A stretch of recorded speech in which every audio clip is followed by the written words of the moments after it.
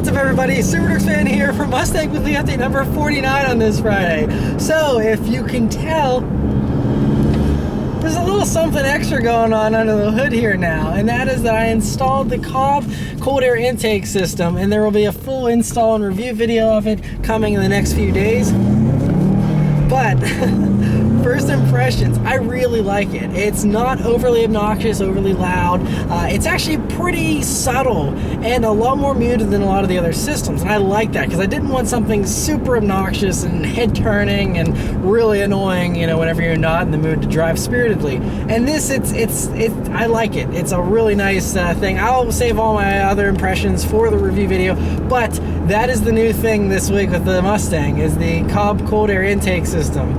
And so yeah, like I said, there's probably going to be one more mod before the end of the year, hopefully, but otherwise just going to enjoy that. And yeah, I'm going to be coming up on doing another oil change here in the next, I don't know, week or two probably, as I'm getting close to the 5,000 mile mark, and so I'm going to need to change the oil once again. I won't be filming another video because I already filmed one, and it was an enormous pain to film the first video just with camera angles and stuff being very tight under the car, but I'll be changing the oil again myself on it.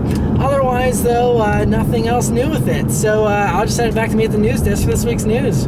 Right, for this week's news, the first thing is, of course, the Tokyo Motor Show is going on currently, and there's already plenty of awesome cars that have been unveiled. So, like was rumored, you know, Mazda teased this new RX-VIsion concept that we now have all these wonderful pictures of, and I think it looks spectacular. I think it looks a lot like an F-Type from the side and even from the front a little bit. In the back, it has the classic RX-7 taillights in a way that are, you know, have a new modern take. But I even love in the front how there's the outline with the LEDs there. It almost suggests a pop-up headlight, kind of. Very cool. Obviously, it has a beautiful, you know, modern Mazda grille and looks great. So, and we know that they also officially said that the name of the engine is a rotary engine called Sky Active R, and so it's going to be very impressive. I talked about all the details of the engine last week. Rumored to have 450 horsepower. We'll have to wait and see if they actually make this. This is still just a concept, but they said that the development of the engine is definitely moving forward. So I feel like this is the only car they would put this engine in anyway, so I feel like that's kind of suggesting that they're going to build this. Now, it's not confirmed, but we've been hearing that a lot of people are saying that will probably be coming out 2017 for the 2018 model year. Could be a little bit later, who knows, but either way, very excited to see this is actually happening. They're reviving the RX-7 amazingly, and even if it's in concept form, it's just awesome to see, but hopefully they build it.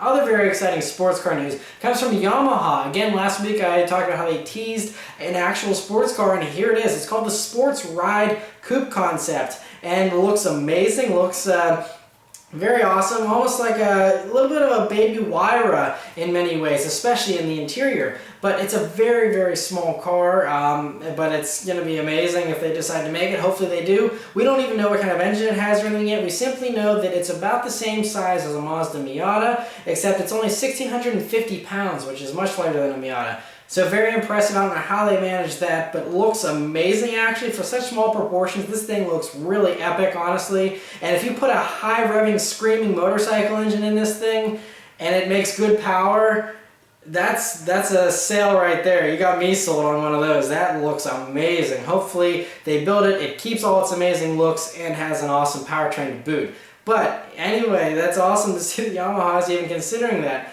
Other cool news, Subaru officially unveiled the WRX STI S207, which is a very limited model for Japan only, limited to 400 units, and some of them are in this yellow color, some aren't, and of course it's the same kind of bits you get in the regular S20 whatever cars that have come before, with the carbon fiber chin splitters, special wheels, spoiler, special interior, a little bit here and there, things like that. Looks great. The cool thing is this engine that's in this car. Now, it's the 2-liter turbocharged engine, same one that's in the, I believe the same motor is in the WRX. It could be the older 2-liter turbo engine that the STI has used for many, many years over in Japan. But either way, it makes more than our 2.5-liter here in America, so they should just bring this engine to America, because this 2-liter flat 4 engine makes 323 horsepower and 318 pound-feet of torque, which is a nice little jump over the 305 and 290 pound-feet. So very cool to see that, and there's some suspension tweaks and things like that as well. But like I said, Japan only, but cool to see that, especially just for the engine technology. Maybe that engine will make its way into the new STI in time. Other Subaru news, I talked about last week the Vision Future concept that they previewed. They also showed off a new Subaru Impreza concept that they say will be coming out for the 2017 model year. Late next year, there'll be a new restyling of the Impreza, and those look good. This Vision Future concept looks good as well. They say this is going to preview their future SUVs. They said they wanted to revive the Tribeca, bring it back, maybe a different name, but a large SUV that seats 3 rows of people, and so that is what we're looking at here. Obviously, it's going to be much more toned down for production, because you know how Subaru likes to make amazing concepts and then make them look half as nice whenever they actually produce them, but that's just the sad truth of it. But hopefully this, all these cars retain more of the concept styling in the production versions. Other SUV news is Porsche has rolled out the Macan GTS at Tokyo officially. It makes 360 horsepower, which is about 20 more than a regular Macan S. Not as much as the Macan Turbo. That's always how they position the GTS models, is slightly into the actual turbo models, and looks good and much more aggressive as the sport suspension, great exhaust. Same engine as the the 3-liter twin turbo V6, but it's a nice little upgrade over the regular Macan S. Looks really great. The MSRP is going to be $67,200, the starting price. So a little bit more expensive than a regular Macan by a good bit. Other Tokyo news is, now I already talked about in previous weeks the Toyota SFR concept,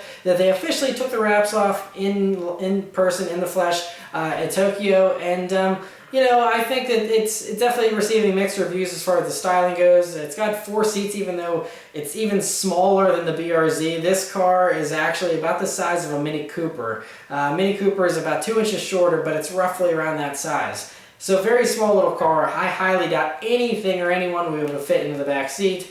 But, cool to see that, and we still don't know what kind of engine it has. We just know it's going to be 6-speed manual rear-wheel drive if they actually build it, and if it even comes to America. But cool to see that nonetheless. Mitsubishi also unveiled the EX Concept, which is very aggressive looking. Looks almost like a Range Rover Evoque on steroids or something. Looks good though, and it's, as you might have guessed from the name, it's an electric power plant. And we don't know too many details about it, except it's just an EV SUV, and could preview some styling for future Mitsubishi SUVs. And an interesting car that was unveiled in Tokyo was the Mercedes Vision Tokyo concept, which is this van essentially that's got glowing wheels, and it's fully autonomous, and has cartoons to illustrate what it does, which is, I think, a first that I've seen as far as debuting concept cars goes. Anyway, it's very futuristic, very unrealistic as far as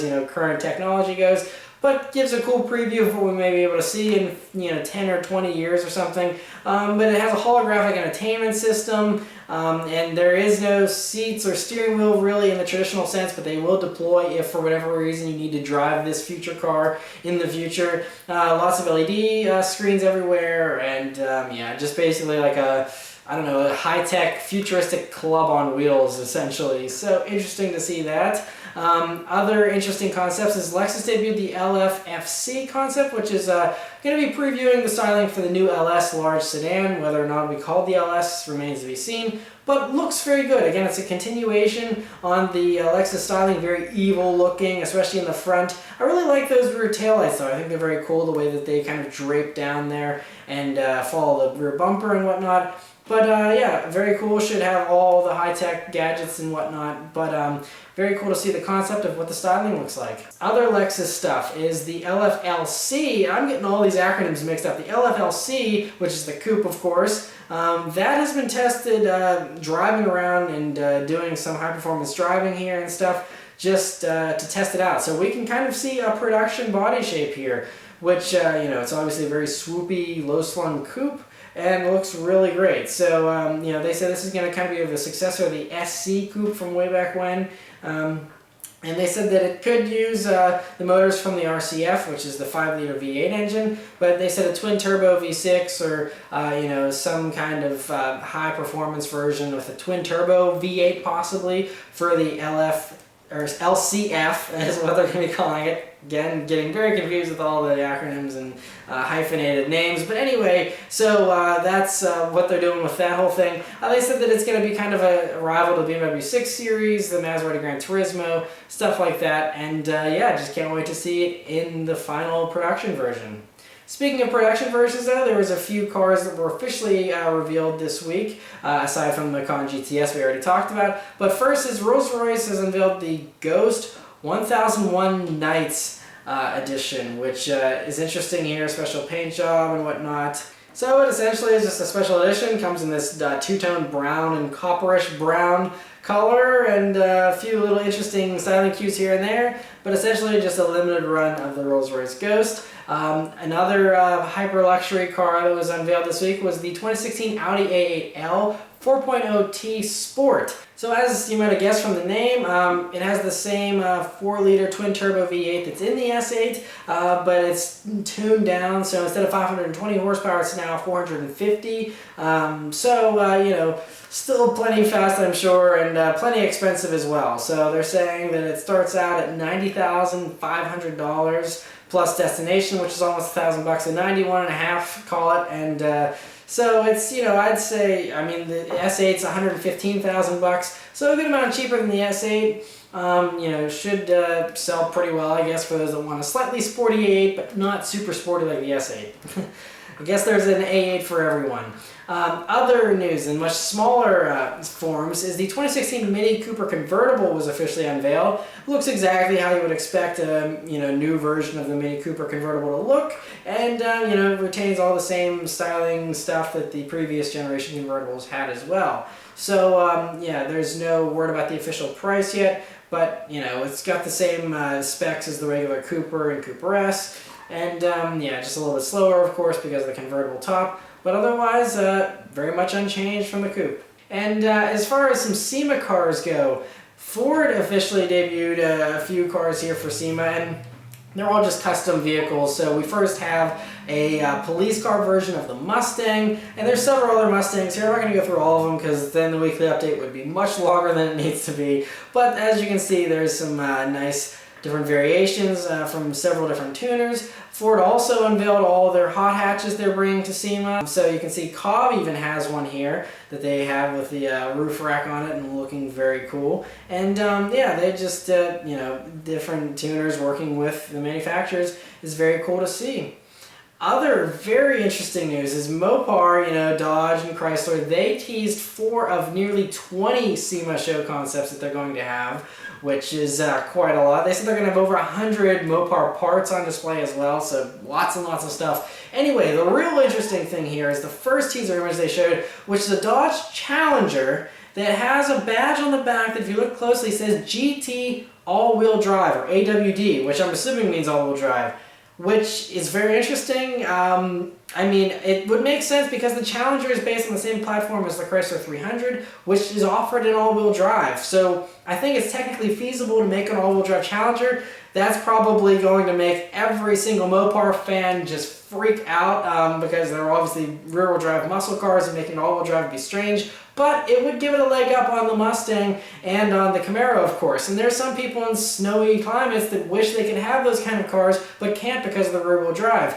So all-wheel drive Challenger maybe? I don't know. It could just be for fun, of course. You know, SEMA's a little outlandish anyway, but who knows? That may actually be something that comes out eventually. Who knows? They also showed off a Ram Rebel that's been modified, in addition to a Chrysler 300 that's got some larger wheels and special paint, and a Fiat 500X that has some kind of windsurfing thing going on. Who knows? But yes, we'll all find it out at SEMA. Other SEMA news that's very interesting is Nissan. They are unveiling a new version of the GTR Nismo, or I should say a bunch of parts to add to your GTR Nismo, and they call it the GTR N Attack package. So it's basically all the parts that are on the car that actually lapped the Nürburgring at its record time, and so that's what this is all about here. And so just some more aggressive parts to give it that extra edge in case your Nismo GTR wasn't fast enough already. Also, Mazda teased this Miata Speedster and Spider, which have a cutaway of one with a little rag top on it and one with just a one-seater, I'm guessing. Very cool to see those. Of course, probably not going to be any kind of production vehicle, but cool to see those nonetheless. And we'll see more whenever they actually are rolled out at SEMA. And lastly is some spy shots. Audi was spied running around the R8 e-tron at the Nürburgring, and looks like an e-tron version of the new R8. Looks great, and yeah, don't know too much about it except that it's going to be you know, pretty capable. They're saying 456 horsepower, 479 pound-feet of torque, and 3 seconds 0 to 60 roughly, and all that good stuff. But yeah, that's one of the coolest EVs out there in my opinion. So anyway, that's it for all the news this week, guys, so send back to me in the car. Alright, so I'll leave you guys with a nice little acceleration here, like I always do. Some wheel spin there. Woo. And sometimes the blow off doesn't like actually happen. Sometimes like it sucks in now, but whenever I go full throttle from a stop, it doesn't always make that sucking in noise. Not totally sure why. I mean, the car drives fine, so I'm not sure what the deal is. But anyway, thank you guys very much for watching. I'll see you next time. Take care.